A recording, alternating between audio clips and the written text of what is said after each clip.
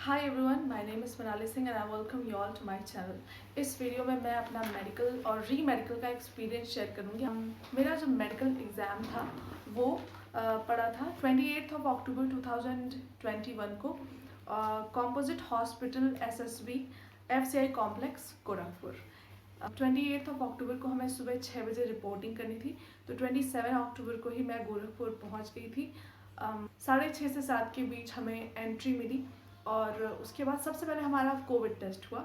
सारे स्टूडेंट्स का जब कोविड टेस्ट हो गया तो सब हमें फिर पेपर वर्क शुरू हो गया। वहाँ पे एक पेपर दिया गया हमें, पेपर में 3 4 5 पेजेस रहे होंगे, उसमें हमें अपनी इंफॉर्मेशन फिल करनी थी और उसमें बहुत सारे क्वेश्चन पूछे गए थे रिलेटेड टू एनी डिजीज़, कि हमें कोई डिजीज़ हुई थी, पेरेंट्स को कोई डिजीज़ थी, पेरेंट्स के बारे में भी कुछ बातें, जो सिबलिंग्स हैं भाई बहन उनसे रिलेटेड कुछ क्वेश्चंस थे, उन्हें फिल करना था। तो ये पेपर जो मिला था उसको हमें बहुत ही ध्यान से फिल करना था। तो डेप्यूटी कमांडेंट जो हमें इंस्ट्रक्शंस दे रहे थे उस पेपर को फिल करने के लिए, उसे बहुत ही ध्यान से सुनना चाहिए, क्योंकि वो बहुत ज़्यादा नाराज़ हो जा रहे थे जब कोई गलत फिल कर दे रहा था। तो जब आप अपना मेडिकल एग्ज़ाम देने जाएं तो केयरफुल रहें कि आपको जो डेप्यूटी कमांडेंट है या फिर जो भी आपको ब्रीफ कर रहा है उसके इंस्ट्रक्शंस को अच्छे से सुन के अच्छे से फॉर्म फिल करें, क्योंकि कुछ गलती हो जाती है तो फिर उसे सही करने में थोड़ी दिक्कत होती है और वो थोड़े इरिटेट होते हैं। तो और फिर डांटने लगते हैं सबके सामने तो बहुत ही एम्बैरसमेंट फील होता है। तो इन सारी चीज़ों से बचें, क्योंकि मूड ऑफ होता है। फिर उसके बाद क्या हुआ था, पहले दिन कोविड टेस्ट, पेपर वर्क के बाद हमारा ब्लड टेस्ट और यूरिन सैंपल लिया गया और इसके बाद हमें मेरे सेंटर पे हमें एक्सरे के लिए भेजा गया किसी दूसरे हॉस्पिटल, क्योंकि कॉम्पोजिट हॉस्पिटल में एक्सरे की फैसिलिटी नहीं थी, तो हमें अपोलो हॉस्पिटल भेजा गया। पहले दिन ये 4 चीज़ें हुई, 4 5 चीज़ें, जैसे पहले कोविड टेस्ट, फिर पेपर वर्क, फिर blood sample, urine sample and then x ray. ये चीज़ें हुई और इसमें पूरा दिन निकल गया। हमें 29 को फिर से सुबह 6 बजे ही रिपोर्ट करने के लिए कहा गया। हम दूसरे दिन भी टाइम पे आ गए। दूसरे दिन हमारा जो चेकअप हुआ वो क्या क्या हुआ था, हेड टू टो चेकअप हुआ था। Eye, nose, ear, throat, neck, teeth, hand, leg, toes, finger and इसमें नॉकनी वगैरह भी आता है, फ्लैट फुट, ये सब जब चेक हो गया। हाइट वेट भी मेजर हुआ उसी टाइम। और क्या था, ब्लड प्रेशर एंड पल्स, ये सारी चीज़ें चेक हुई। उसके बाद फिर स्किन का चेकअप होने वाला था, पूरी स्किन का, और कोई स्किन डिजीज़ तो नहीं है, हमें एक्जिमा जैसे हो जाता है या फिर कोई भी स्किन डिजीज़, विटिलिगो जैसे। उसके बाद बैकबोन का चेकअप होने वाला था, जेनिटल्स का चेकअप, एनल से रिलेटेड कोई डिजीज़, ब्रेस्ट चेकअप, ये सारे चेकअप होने वाले थे। जो मेडिकल ऑफिसर थी जो हमें चेक करी थी वो थी, और उनको असिस्ट करने के लिए 2 और लोग थी, आई गेस वो कांस्टेबल थी, मुझे पता नहीं उनके बारे में।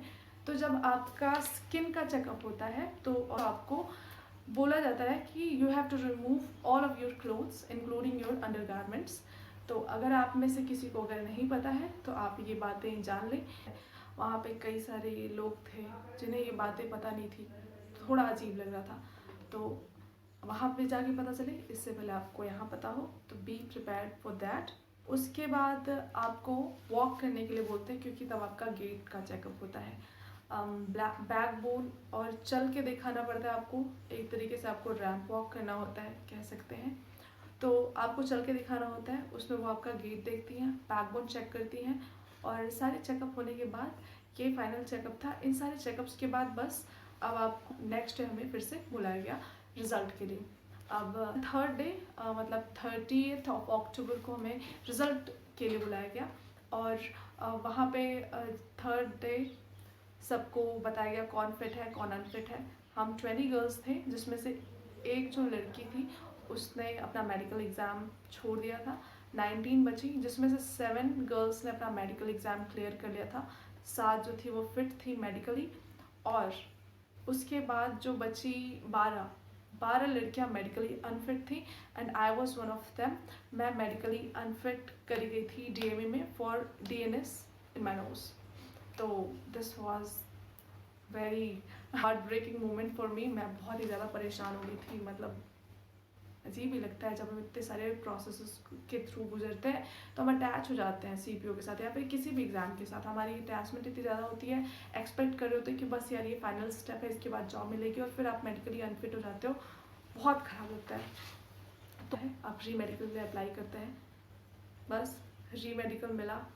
कब से सोच रही थी रोऊंगी नहीं, पर मेरे से कंट्रोल नहीं हो रहा था यार। मुझे रोना भी नहीं चाहिए था, क्योंकि अगर मुझे DNS होता भी तो अगर मैं रोती तो रोने से जुकाम होता और उसकी वजह से एग्जैजरेट होता है। पर बहुत कंट्रोल करने के बाद भी मेरे से कंट्रोल हुआ नहीं। मैं नहीं रोते रोते इतना रोई कि बहुत खतरनाक जुकाम हो गया, मतलब सीवियर जुकाम हो गया मुझे। और नेक्स्ट डे ही होने वाला था री मेडिकल, तो मैं बहुत परेशान थी। फिर अच्छी बात बस ये थी कि नेक्स्ट डे संडे था, तो मैंने सोचा कि मैं एक दिन में अपना जुकाम ठीक कर लूँगी। फिर जब जहाँ मैं रुकी थी वहाँ जाने के लिए जिस ऑटो को मैंने लिया, उसमें जो भी मेरी फ्रेंड्स बैठी उन सबका मेडिकली वो सब गली फिट थी। तो I really wanted to congratulate them, लेकिन मेरे मुंह से कुछ आवाज़ ही नहीं निकल रही थी। वो सब खुश थी, फ़ोन पे अच्छे से हंस रही थी, आपस में बात कर रही थी, और मैं मुंह फुला के बैठी हुई थी। मैं उन लोगों को देख भी नहीं रही थी, और ऊपर से मुझे रोना आ रहा था। तो कैंग्रेचुलेट करना तो बहुत दूर की बात हो गई थी। फिर पापा का फ़ोन आया, मुझे समझ में नहीं आ रहा था मैं कैसे बात करूँ। कोशिश बहुत की रोऊंगी नहीं, लेकिन आवाज़ तो लड़खड़ाई रही थी। बहुत हार्ट ब्रेकिंग मोमेंट होता है यार, बहुत ही ज़्यादा दुख होता है। मैं बहुत ही ज़्यादा सैड थी। खैर क्या ही कर सकते थे, मुझे पता भी नहीं था कि मुझे DNS है। ऐसा मुझे कभी ऐसे कोई सिम्टम्स भी नहीं पता दिखे थे मेरे अंदर।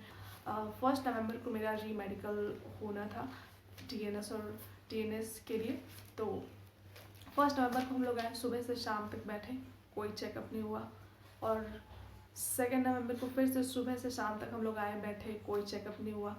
और क्योंकि जो डॉक्टर्स थे वो बहुत बिजी थे और पता नहीं क्यों कुछ हो नहीं रहा था।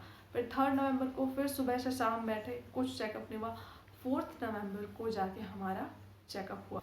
तो 4 नवंबर को हम लोगों को जिसको भी री मेडिकल मिला था, हम लोगों को अपोलो हॉस्पिटल भेजा गया, गोरखपुर में ही है।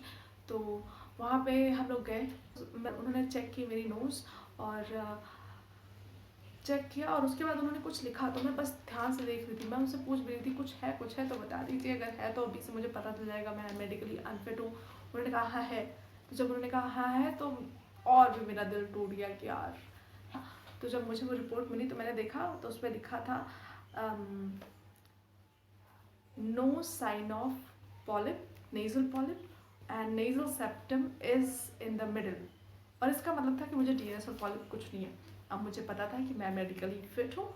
उसके बाद क्या हुआ कि बस दूसरे दिन 5 नवंबर को फिर से बुलाया गया मुझे। दोपहर तक मुझे पता नहीं था कि समझ नहीं आ रहा था कि मुझे रिजल्ट मिलेगा कि नहीं, लेकिन दोपहर तक हमें रिजल्ट दे दिया गया।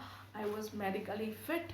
और वहाँ पे 4-5 दिन शायद गर्ल्स का मेडिकल हुआ था, जिसमें अप्रॉक्सीमेटली 80 गर्ल्स को बुलाया गया था, जिसमें से 5-6 ही मेडिकली अनफिट हुई थी।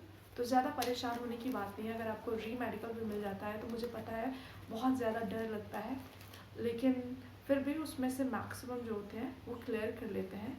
तो आपको परेशान नहीं होना है। ये थी मेरी मेडिकल और री मेडिकल की जर्नी, बहुत ही ज़्यादा emotional. I was very very sad through out the process.